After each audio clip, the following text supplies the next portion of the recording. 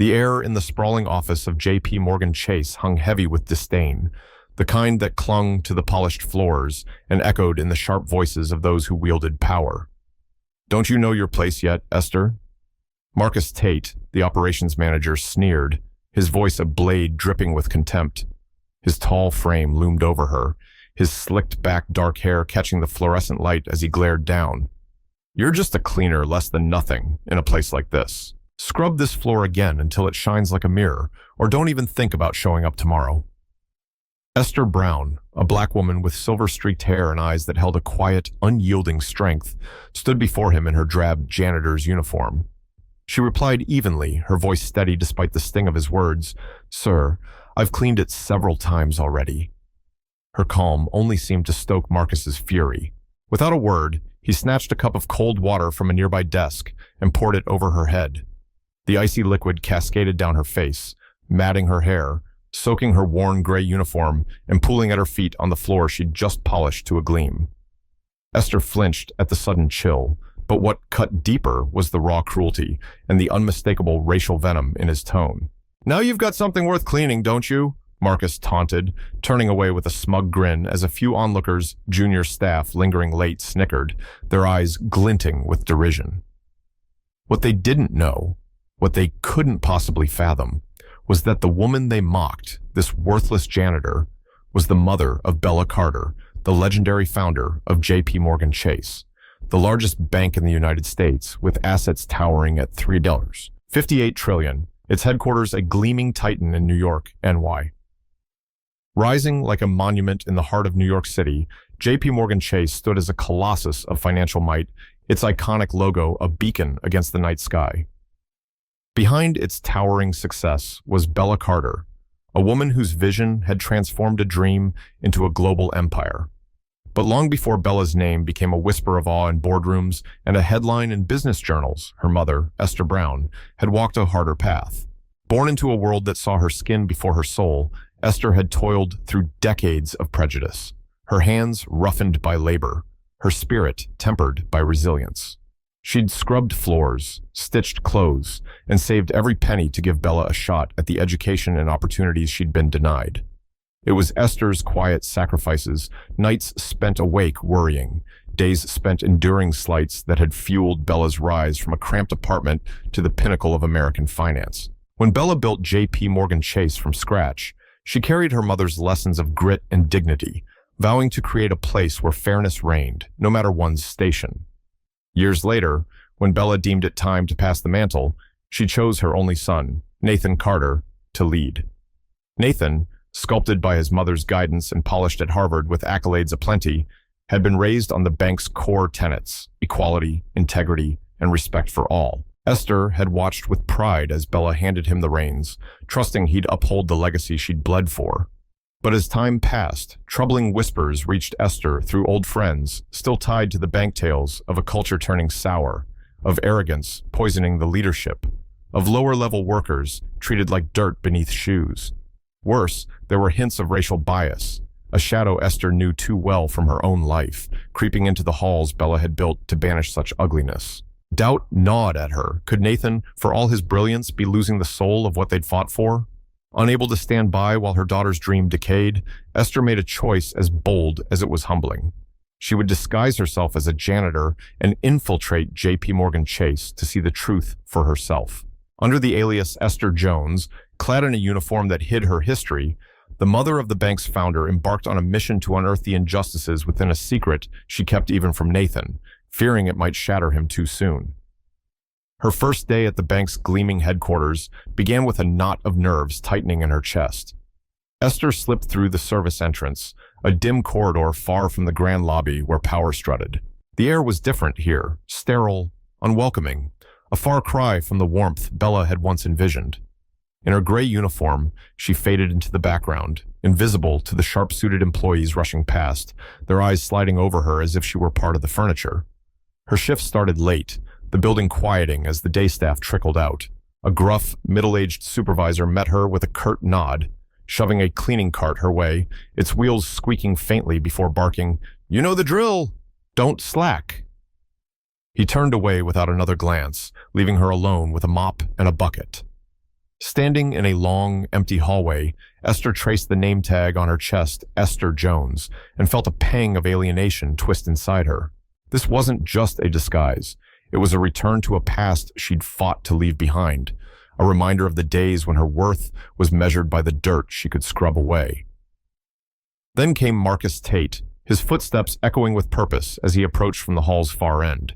His sharp suit and slicked-back hair marked him as the operations manager, a name Nathan had mentioned with casual respect.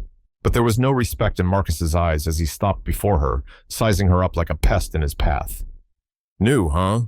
he drawled, his tone thick with disdain. "We don't pay lazy folks around here, especially not ones like you. Move faster, or this floor's gonna be your last job." The words like "you" hung heavy, a racial jab Esther felt in her bones. She steadied her breath and replied softly, "Yes, sir, I'll do my best." Marcus smirked, his lips curling as he deliberately dragged his polished shoe across the spot she'd just cleaned, leaving streaks of grime. "Better than that, I hope," he scoffed, striding off with a swagger. Esther's chest tightened, the old sting of prejudice flaring, but she bent down, wiping the floor again, her resolve hardening like steel. She wouldn't let this break her, not yet. Before her shift ended, another figure emerged, Grayson, the marketing director, all sharp suits and sharper tongue. Known for his flashy style and biting wit, he carried himself like a man who owned the world. Spotting Esther tidying a lounge area, he scowled, his handsome features twisting. "Hurry it up, old lady. You're in the way of real work. Don't you get that people like us matter more?" The U.S. was pointed, another racial barb cloaked in arrogance. He didn't wait for her reply, slamming his office door with a bang that rang in her ears. Alone in the dim hall, Esther gripped the mop, her hands once strong enough to cradle Bella through sleepless nights, trembling faintly. The disrespect, the dismissal, the echoes of a past she'd hoped Bella's bank had buried it was all too much. But she took a deep breath, whispering to herself, "This is just the start." She'd uncover the rot threatening her daughter's creation no matter how deep it ran. As days bled into nights, Esther sank into the unseen struggles of the janitorial staff, her eyes opening to a world of quiet suffering. It wasn't just disrespect. She saw it was a culture steeped in bitterness, stripping people of their humanity, especially those with skin like hers. She noticed how the cleaners moved heads bowed, steps hurried, dodging the scornful glares of managers like prey avoiding predators. They had no voice, no shield. They were shadows in the bank's gleaming corridors, erased by those who saw them as less. One evening, while polishing an elevator bay on a high floor, Esther witnessed Marcus unleash his fury on a young black janitor named Aisha. Gentle-faced and soft-spoken, Aisha flinched as she accidentally spilled a drop of cleaner near Marcus's shoes. His reaction was explosive, his voice a whip cracking through the empty space. "Look at this mess. You people can't even handle something this simple. How'd you even get in here?" The "you people" was a dagger, sharp with racial venom. Aisha shrank, stammering apologies as tears brimmed in her eyes, but Marcus wasn't done. "You're lucky I don't toss you out right now. Know your place." He stormed off, leaving her trembling. Esther hurried over, resting a comforting hand on Aisha's shoulder, her heart splintering as the young woman wiped her face and resumed work in silence, as if the wound were routine. The scene confirmed Esther's darkest fears. The bank's decline was a festering wound, uglier and more pervasive than she'd dared imagine. Marcus wasn't the only poison. Grayson proved just as toxic, his cruelty a quieter blade. Clever and ambitious, he wielded his sharp mind with a chilling lack of empathy, his disdain for Esther tinged with the same racial edge. He'd scatter papers or spill coffee on purpose, then force her to clean it again, smirking as she toiled. "Can't you do anything right?" he'd snap, his tone implying she was less than human, less because of who she was. Once, as she emptied his office trash, he leaned back in his chair, staring coldly, and muttered, "They should have replaced you lot with machines less trouble, less mess." Esther swallowed the insult, the pain cutting deep as she saw no flicker of remorse in his pale eyes. Night after night, Marcus's overt hostility and Liam's icy disdain piled onto her, but what tormented her most was the silence of her fellow janitors, trapped in fear, unable to push back. This wasn't a lapse in manners. It was a cancer eating at the bank Bella had built with love and grit, a betrayal of the dignity Esther had taught her daughter to cherish. Yet Esther didn't falter.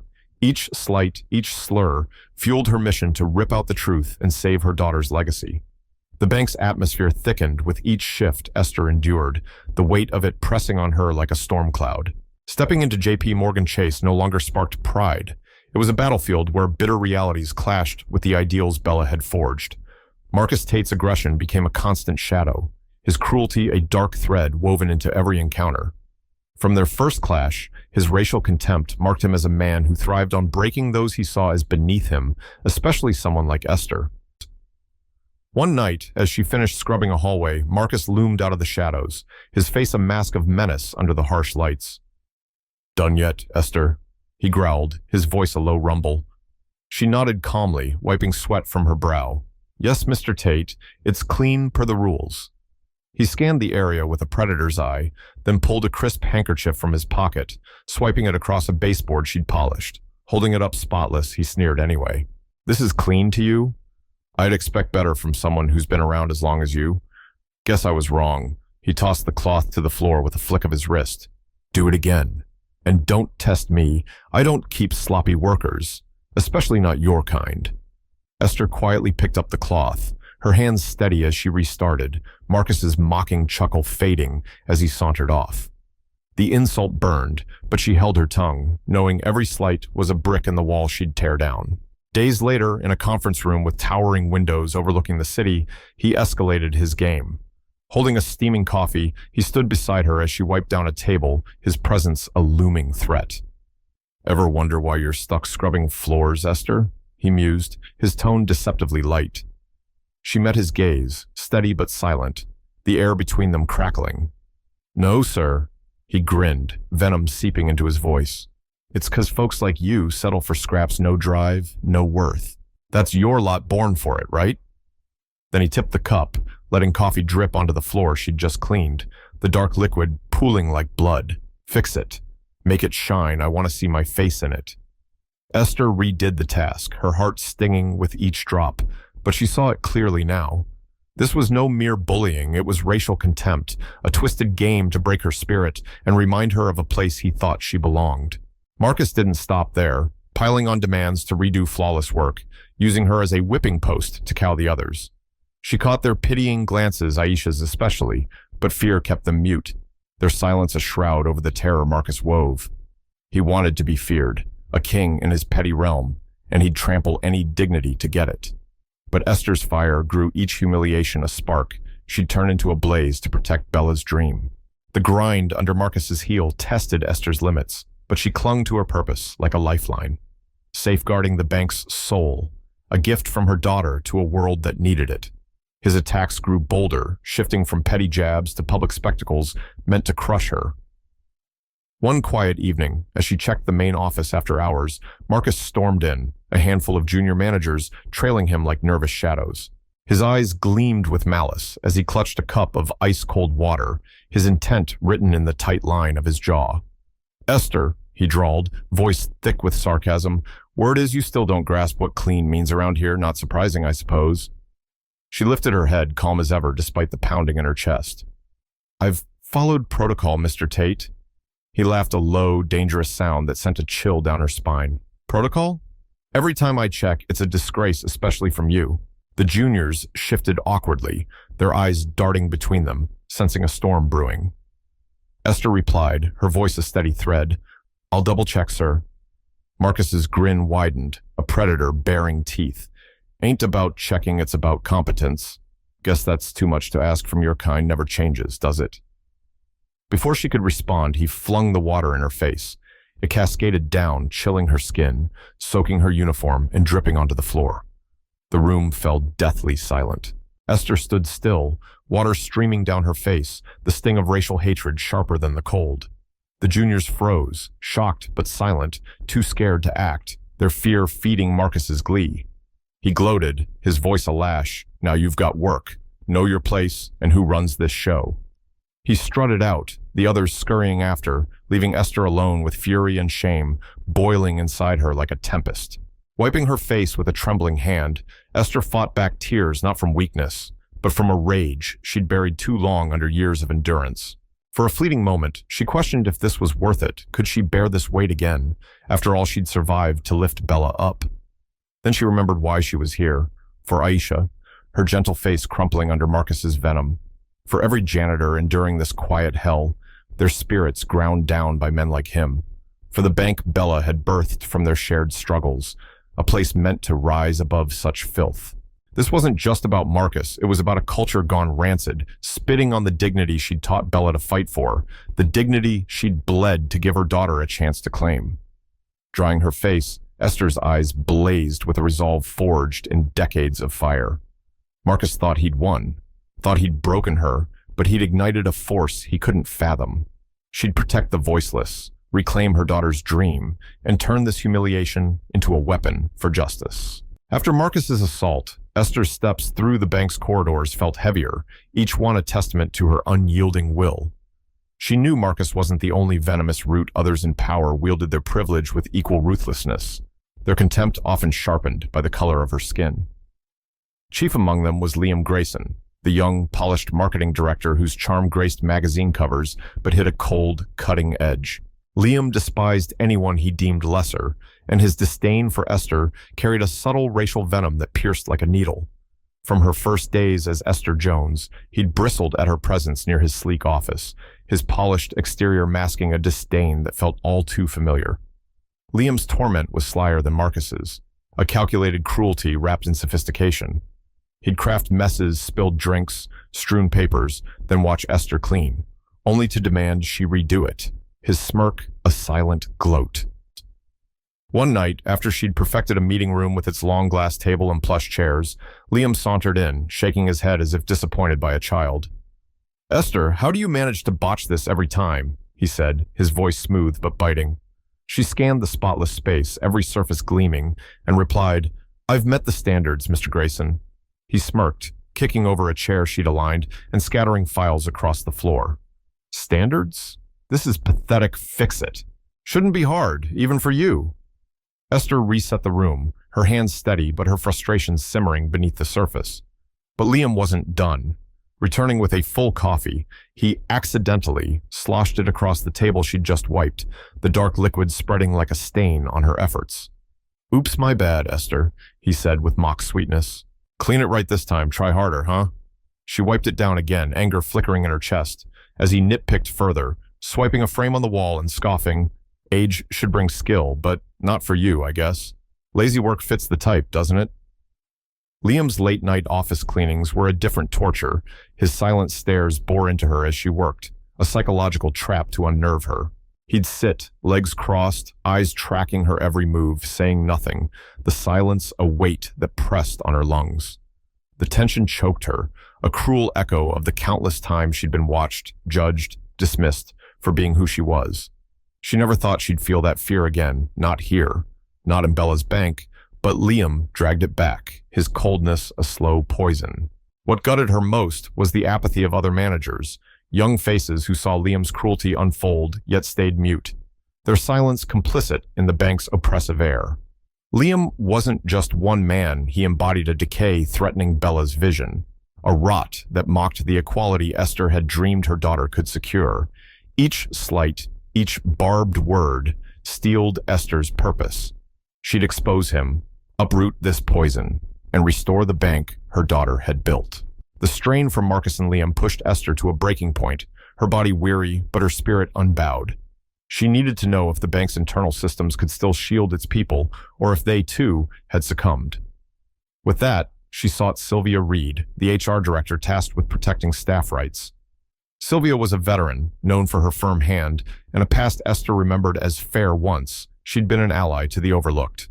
Esther clung to a fragile hope as she entered the HR office, a space of polished wood and green plants, awards framed on the walls like a facade of care. Sylvia sat behind her desk, auburn hair neatly pinned, stern glasses perched on her nose, her presence all crisp professionalism. She barely looked up as Esther approached, her fingers tapping at a keyboard. "What's this about?" she asked, her voice clipped with impatience. Esther spoke softly, her words measured. "I need to report serious mistreatment me and other janitors by senior managers. It's racial, too." Sylvia paused, glancing up with a flicker of irritation. "You're Esther, the night cleaner?" she stressed cleaner with a faint sneer, a reminder of Esther's place. Esther nodded, unflinching.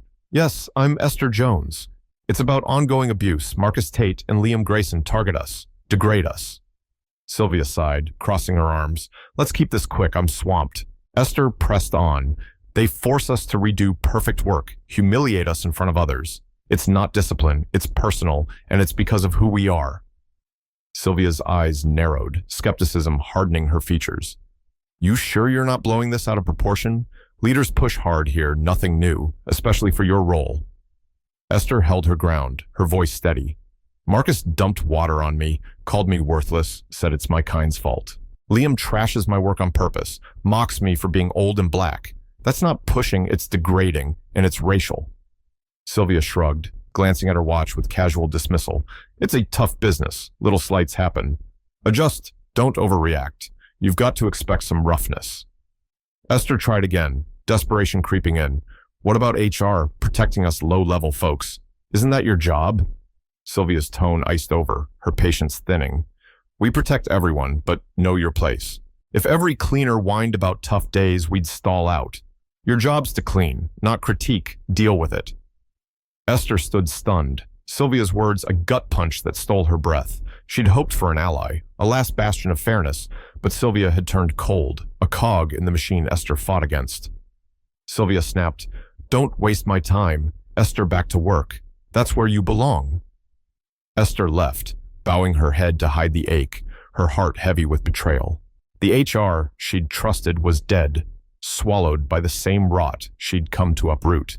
But the sting clarified her path. She couldn't lean on anyone else.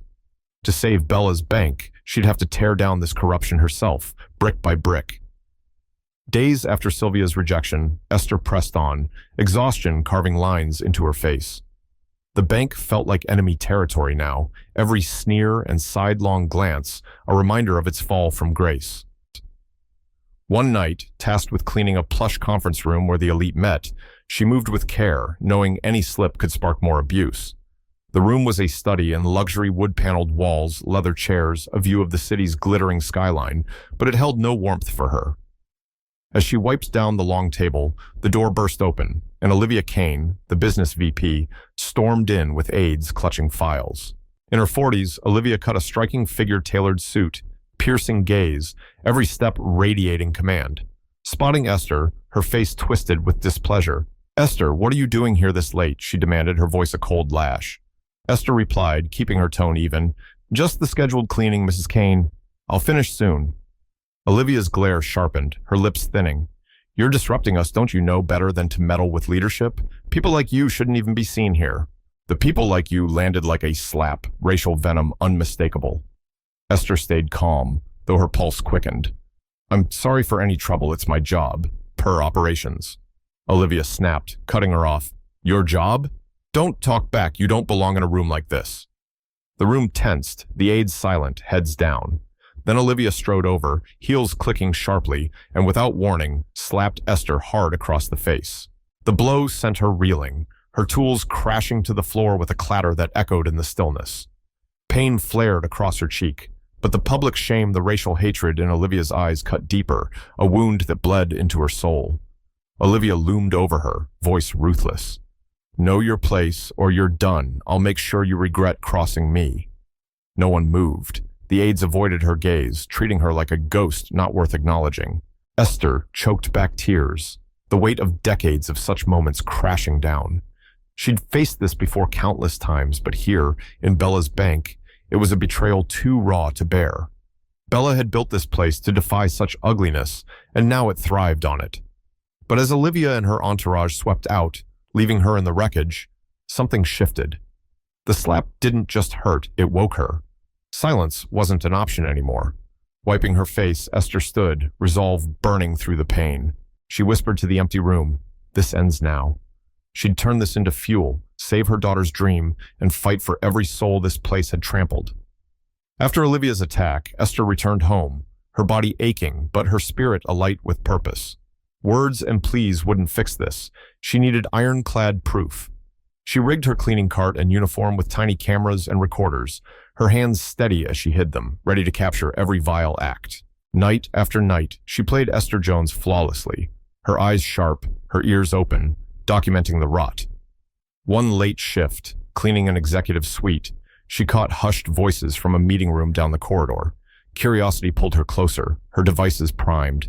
Peering through a crack, she saw Marcus, Liam, Olivia, and Sylvia, 4 pillars of power huddled in secrecy.